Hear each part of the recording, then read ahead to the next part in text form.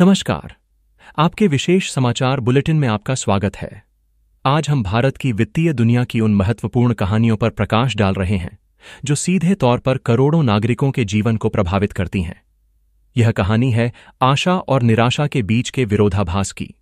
एक ऐसा विरोधाभास जो आज हमारे देश के कार्यबल और सेवानिवृत्त समुदाय के परिदृश्य को परिभाषित कर रहा है। हमारी शुरुआत एक ऐसे ऐतिहासिक फैसले से होगी जिसने दशकों से उपेक्षित लाखों पेंशन भोगियों के जीवन में नई उम्मीद जगाई है। हम बात कर रहे हैं कर्मचारी पेंशन योजना 25 ईपीएस 25 की, जहां एक अभूतपूर्व घोषणा ने मामूली पेंशन राशि को बढ़ाकर एक सम्मानजनक स्तर तक पहुंचा दिया है।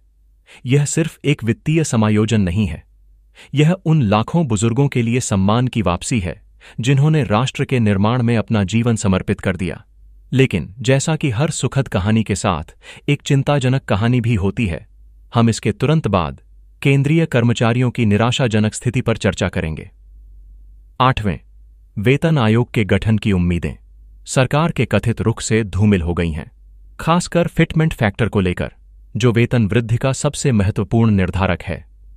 हम संख्याओं को तोड़ेंगे और विश्लेषण करेंगे कि कर्मचारियों की अपेक्षाओं और सरकार के संभावित प्रस्ताव के बीच का विशाल अंतर उनके वेतन पर क्या प्रभाव डालेगा। इसके अलावा हमारी व्यापक रिपोर्ट में हम सर्वोच्च न्यायालय के एक महत्वपूर्ण फैसले पर भी बात करेंगे, जिसने कर्मचारी अधिकारों के पक्ष में एक नई बहस छेड़ दी है। हम पुरानी पेंशन योजना ओपीएस पर चल रहे अपडेट्स का भी पता लगाएंगे, एक ऐसा विषय जो आज लाखों लोगों की आकांक्षाओं को हवा दे रहा है। और अंत में हम अपना ध्यान बिहार राज्य की ओर मोड़ेंगे, जहां नीतीश कुमार सरकार ने अपने सबसे कमजोर नागरिकों के लिए एक बड़ी राहत की घोषणा की है, उनकी पेंशन राशि में उल्लेखनीय वृद्धि करके। यह उनके कल्याण के प्रति एक सराहनीय प्रतिबद्धता को दर्शाता है। हमारे साथ बने रहें, क्योंकि हम आज की इन सबसे महत्वपूर्ण वित्तीय कहानियों की जटिल परतों को उजागर करते हैं, जो भारत के सार्वजनिक क्षेत्र में आशा और निराशा की एक ज्वलंत तस्वीर पेश करती है। आइए अपनी चर्चा की शुरुआत उस खबर से करें जो वास्तव में लाखों लोगों के लिए आशा की किरण है। यह एक ऐसा फैसला है जिसका दशकों से इंतजार किया जा रहा था। कर्मचारी भविष्य निधि संगठन ईपीएफओ के तहत आने वाली कर्मचारी पेंशन योजना 25 ईपीएस 25 के लाभार्थियों के लिए एक नया अध्याय लिखा गया है। सरकार ने एक ऐसा कदम उठाया है जिसे निजी क्षेत्र के सेवानिवृत्त कर्मचारियों के जीवन में एक बड़ा बदलाव माना जा रहा है, जो उनके बुढ़ापे में वित्तीय सुरक्षा और सम्मान का वादा करता है। कल्पना कीजिए, आपने अपना पूरा जीवन परिश्रमपूर्वक काम करते हुए बिताया है, देश की अर्थव्यवस्था में योगदान दिया है, और सेवानिवृत्ति में आपको केवल 1000 से 1500 रुपये प्रति माह की मामूली पेंशन मिल रही है। आज के समय में, जब महंगाई और स्वास्थ्य संबंधी खर्च आसमान छू रहे हैं, यह राशि गुजारे के लिए अपर्याप्त है। यह स्थिति कई लोगों को कठिनाई और अनिश्चितता के जीवन में धकेल देती है।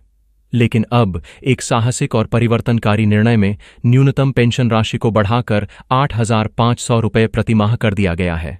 यह सिर्फ एक वित्तीय समायोजन नहीं है, यह उन लाखों बुजुर्ग नागरिकों के संघर्ष और दृढ़ता की एक शक्तिशाली मान्यता है जिन्होंने अपनी जवानी हमारे देश की सेवा में लगा दी।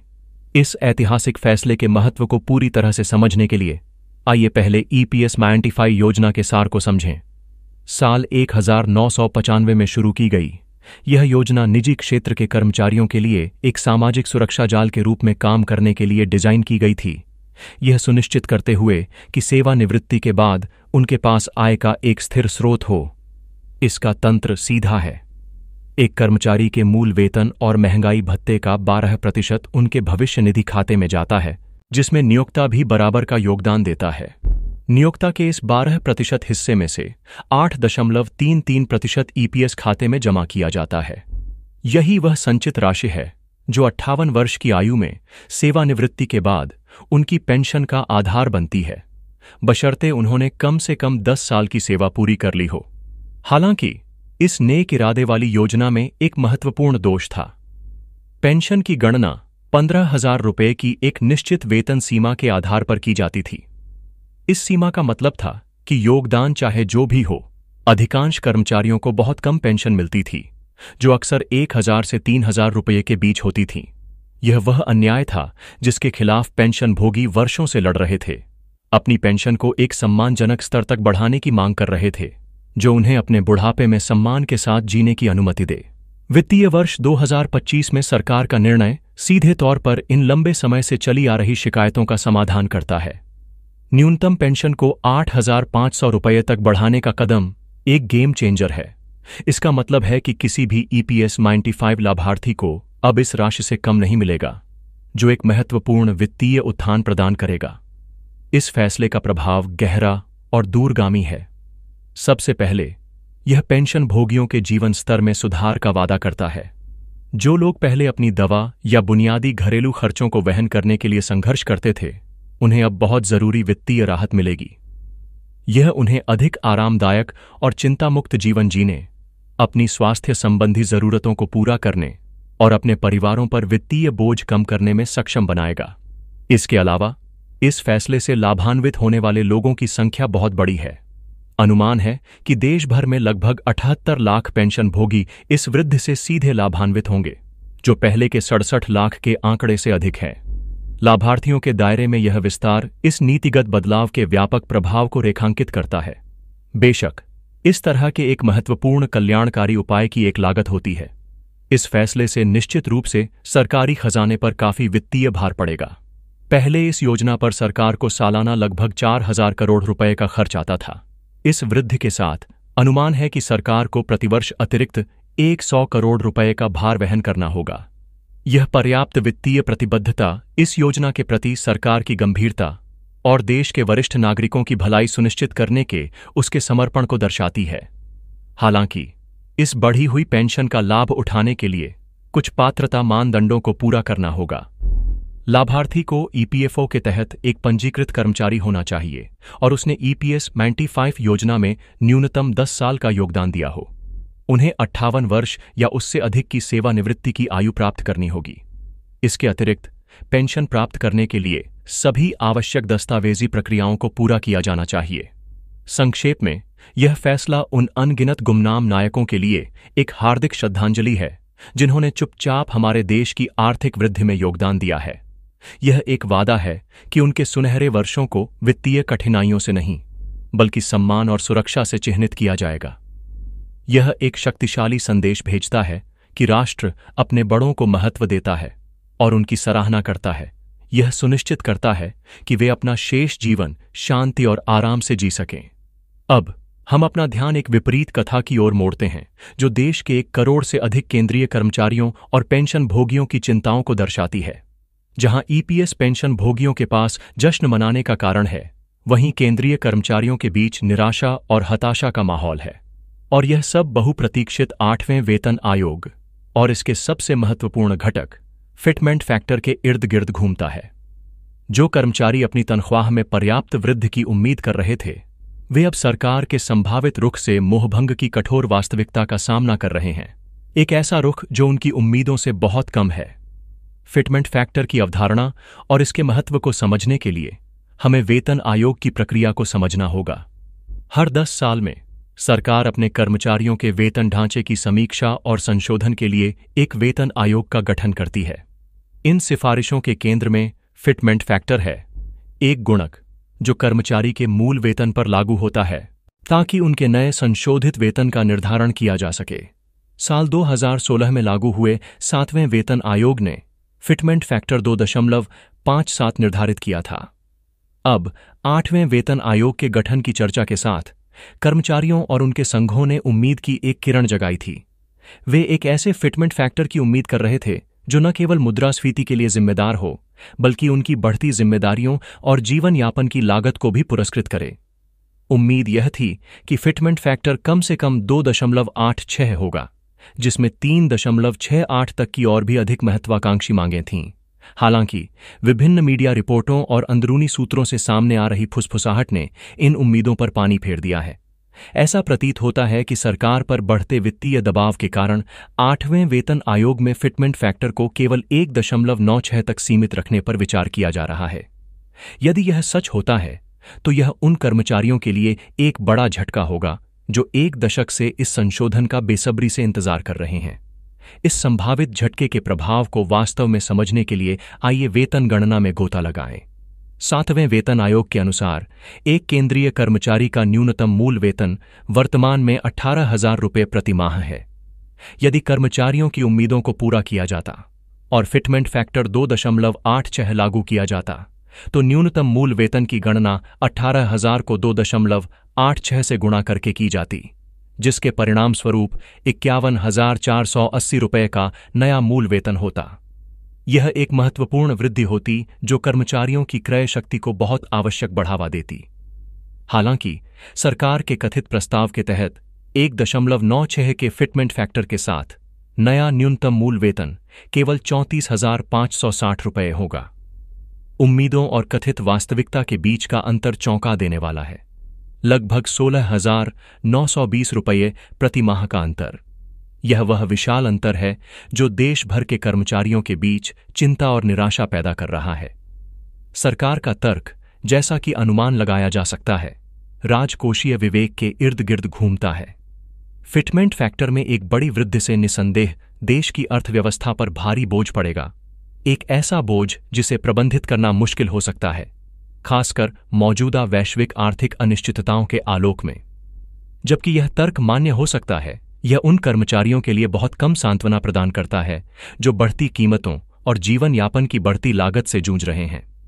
8वें वेतन आयोग के आधिकारिक गठन की समय सीमा के लिए यह अभी भी अनिश्चित है। जबकि प्रक्रिया आंतरिक रूप से चल रही है, कोई औपचारिक घोषणा नहीं की गई है। उम्मीद है कि आयोग का गठन जल्द ही किया जाएगा और यह अपनी सिफारिशें तैयार करने के बाद सरकार को सौंपेगा। कार्यान्वयन अगले वर्ष 2026 में होने का अनुमान है। हालांकि फिटमेंट फैक्टर पर मौजूदा अटकलों ने इस इंतजार को और भी कठिन बना दिया है, जिससे कर्मचारियों को अपने वित्तीय भविष्य के बारे में अनिश्चितता की स्थिति में छोड़ दिया गया है। यह कथा आशा और निराशा के बीच एक तीव्र विपरीतता को उजागर करती है, जो वर्तमान में भारत के सार्वजनिक क्षेत्र में व्याप्त है, जहां कुछ लोगों के लिए उत्सव दूसरों के लिए चिंता से कम हो जाता है। 8वें वेतन आयोग पर निराशाजनक खबरों के बीच केंद्रीय कर्मचारियों के लिए एक छोटी सी उम्मीद की किरण है, और यह उनके महंगाई भत्ते डीए के रूप में आती है। जैसा कि सर्वविदित है, सरकार बढ़ती महंगाई के प्रभाव को कम करने के लिए साल में 2 बार जनवरी और जुलाई में महंगाई भत्ते में संशोधन करती है। वर्तमान में कर्मचारियों को 56% की दर से डीए मिल रहा है। जुलाई 2025 से दिसंबर 2025 की अवधि के लिए अगली बढ़ोतरी देय है। अखिल भारतीय उपभोक्ता मूल्य सूचकांक AICPI के आंकड़ों के आधार पर यह अनुमान लगाया जा रहा है कि इस बार महंगाई भत्ते में 4% की वृद्धि हो सकती है। यदि यह अनुमान सच होता है तो कुल डीए बढ़कर 59% हो जाएगा, जबकि यह वृद्धि 8वें वेतन आयोग के आसपास की निराशा की पूरी तरह से भरपाई नहीं कर सकती है। यह निश्चित रूप से कर्मचारियों को बढ़ती कीमतों के खिलाफ कुछ हद तक राहत प्रदान करेगी। यह उनके वेतन में एक स्वागत योग्य वृद्धि होगी, जो उन्हें जीवन यापन की बढ़ती लागत से बेहतर ढंग से निपटने में मदद करेगी। कर्मचारियों के लिए एक और सकारात्मक विकास में सर्वोच्च न्यायालय ने हाल ही में एक महत्वपूर्ण फैसला सुनाया है, जिसने 20 साल पुराने एक नियम को पलट दिया है, जिससे देश भर के कर्मचारियों में खुशी की लहर दौड़ गई है। यह फैसला विभिन्न सेवा शर्तों और पेंशन संबंधी मामलों से संबंधित है और भविष्य में लाखों कर्मचारियों को लाभ पहुंचाने की उम्मीद है। जबकि फैसले की बारीकियां जटिल हैं, अंतर्निहित संदेश स्पष्ट है। न्यायपालिका कर्मचारी अधिकारों की रक्षा के लिए प्रतिबद्ध है। यह फैसला भविष्य के मामलों के लिए एक मिसाल कायम करता है और यह सुनिश्चित करने में मदद करेगा कि कर्मचारियों के साथ उचित और न्यायसंगत व्यवहार किया जाए। इसके साथ ही पुरानी पेंशन योजना OPS को बहाल करने की मांग विभिन्न राज्यों में जोर पकड़ रही है। कई कर्मचारी संगठन इस पुरानी प्रणाली में वापसी की वकालत कर रहे हैं, जो सेवानिवृत्ति के बाद अधिक वित्तीय सुरक्षा प्रदान करती है। जबकि इस मुद्दे पर अंतिम निर्णय अभी भी लंबित है। इस विषय के आसपास चल रही चर्चा और बहस इस बात का संकेत है कि इस मोर्चे पर जल्द ही कुछ बड़े अपडेट आने की संभावना है। कर्मचारी उम्मीद कर रहे हैं कि सरकार उनकी चिंताओं पर ध्यान देगी और एक ऐसा समाधान खोजेगी जो सभी के लिए स्वीकार्य हो। अब हम अपना ध्यान बिहार राज्य की ओर मोड़ते हैं, जहां नीतीश कुमार के नेतृत्व वाली राज्य सरकार ने अपने लाखों जरूरतमंद पेंशन भोगियों को एक महत्वपूर्ण राहत प्रदान की है। सामाजिक कल्याण के प्रति एक सराहनीय प्रतिबद्धता प्रदर्शित करते हुए सरकार ने राज्य में सामाजिक सुरक्षा पेंशन योजना के तहत वितरित की जाने वाली राशि में पर्याप्त वृद्धि की घोषणा की है। पहले राज्य में बुजुर्ग, विधवा और विकलांग व्यक्ति पेंशन के रूप में मात्र 400 रुपये प्रति माह प्राप्त करने के हकदार थे। आज के समय में यह राशि लगभग नगण्य है, जो प्राप्तकर्ताओं को सम्मानजनक जीवन जीने के लिए आवश्यक बुनियादी आवश्यकताओं को पूरा करने में बहुत कम मदद करती है। इस गंभीर स्थिति को पहचानते हुए सरकार ने इस राशि में 2.5 गुना से भी अधिक की वृद्धि करते हुए इसे 1000 रुपये प्रति माह करने का एक संवेदनशील निर्णय लिया है। यह वृद्धि सिर्फ एक मामूली समायोजन नहीं है, यह एक जीवन रेखा है जो राज्य के सबसे कमजोर नागरिकों के जीवन में वास्तविक अंतर लाएगी। इस फैसले का प्रभाव वास्तव में बहुत बड़ा है। यह कदम बुजुर्गों, विधवाओं और विकलांग व्यक्तियों को एक न्यूनतम वित्तीय सुरक्षा प्रदान करता है, जिससे उन्हें अपनी दैनिक जरूरतों को पूरा करने और सम्मान के साथ जीवन जीने में मदद मिलेगी। यह बिहार सरकार की सामाजिक न्याय और कल्याण के प्रति गहरी प्रतिबद्धता को दर्शाता है और उम्मीद है कि यह अन्य राज्यों के लिए भी एक मिसाल कायम करेगा। यह निर्णय यह साबित करता है कि जब सरकारें अपने सबसे कमजोर नागरिकों की जरूरतों को प्राथमिकता देती हैं, तो समाज में एक सकारात्मक और स्थायी बदलाव आता है। यह उन लोगों के लिए एक जीत है जिन्हें सबसे अधिक आवश्यकता है, और यह एक ऐसा कदम है जो निश्चित रूप से राज्य के लाखों परिवारों के चेहरे पर मुस्कान लाएगा। आज हमने भारत की वित्तीय दुनिया की 2 बिल्कुल अलग कहानियों को देखा। एक तरफ EPS 95 पेंशन भोगियों के लिए एक ऐतिहासिक जीत है, जो दशकों के संघर्ष के बाद वित्तीय सुरक्षा और सम्मान प्राप्त कर रहे हैं। यह एक शक्तिशाली संदेश है कि मेहनत और धैर्य का फल मिलता है। दूसरी तरफ केंद्रीय कर्मचारियों की कहानी है, जो 8वें वेतन आयोग और फिटमेंट फैक्टर को लेकर अनिश्चितता और निराशा का सामना कर रहे हैं। यह कहानी दर्शाती है कि प्रगति और परिवर्तन की राह हमेशा सीधी नहीं होती। इसके अलावा हमने DA में संभावित वृद्धि, सर्वोच्च न्यायालय के महत्वपूर्ण फैसले और OPS पर चल रही बहस के बारे में बात की, जो सभी भारत के कार्यबल के भविष्य के लिए महत्वपूर्ण हैं। और अंत में हमने बिहार सरकार के संवेदनशील कदम पर प्रकाश डाला, जिसने दिखाया कि छोटे लेकिन महत्वपूर्ण कदम भी बड़े बदलाव ला सकते हैं। यह विरोधाभासों की एक तस्वीर है, एक ऐसी तस्वीर जो हमारे देश के आर्थिक और सामाजिक परिदृश्य को परिभाषित करती है। हमें उम्मीद है कि यह रिपोर्ट आपको भारत के वित्तीय समाचारों की जटिलताओं को समझने में मदद करेगी। आज के लिए बस इतना ही। हमारे साथ जुड़ने के लिए धन्यवाद। अगली बार तक अपना और अपने प्रियजनों का ख्याल रखें। नमस्कार।